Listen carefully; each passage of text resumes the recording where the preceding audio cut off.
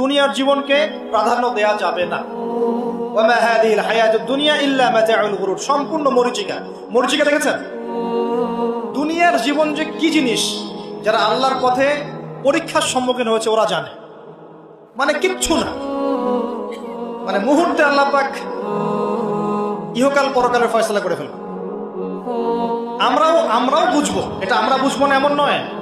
Young ছেলে রাস্তায় যাচ্ছে, বাইক নিয়ে খুব দাবরানি দিচ্ছে, আছে না? হঠাৎ অ্যাক্সিডেন্ট, ডেড, স্পট ডেড। এটা দুনিয়ার জীবন। তার সারা জীবন দুনিয়ার পিছনে ছুটেছে, শেষ বয়সে হতাশ, কিছুই পেলাম না। পাবে না, কারণ আল্লাহর পথে না চললে শেষ বয়সে কেউ কিছু পাবেন না। যন্ত্রণা, হতাশা, গ্লানি ছাড়া। তখন দেখবেন আত্মহত্যা করে শেষ, ডেড।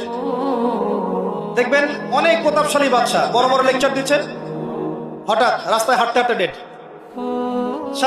সারাদিন রাত জেনা করেছে, মদ খেয়েছে, জেনা ছড়িয়েছে সমাজে, নগ্নতা, অশ্লীলতা ছড়িয়েছে, ভাইরাস, মহামারী দিয়ে শেষ। দুনিয়ার জীবন কি জীবন! চোখের সামনে অহরহ এগুলো ঘটনা দেখছি আমরা। যাচ্ছে খুব সাদাল্লাদ করে, বর বিয়ে করতে যাচ্ছে, কার অ্যাক্সিডেন্ট, শেষ, ডেড।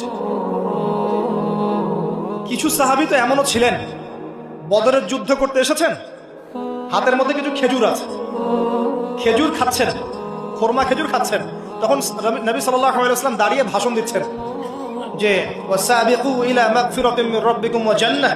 ওই যে আয়াতটা আছে, তোমরা এগিয়ে চলো তোমাদের রবের ক্ষমার দিকে এবং জান্নাতের দিকে। আরদুহা কাআরদিস সামাই ওয়াল আরদ, যার প্রশস্ততা আসমান এবং জমিনের সমান। সাহাবী খেজুর খেতে খেতে খেজুরটা ফেলে দিলেন। আরেকজন সাহাবী জিজ্ঞাসা করলেন যে খেজুরটা ফেলে দিলেন কেন? তিনি বলছেন, এই খেজুরগুলো খেতে অনেক সময় লেগে যাবে।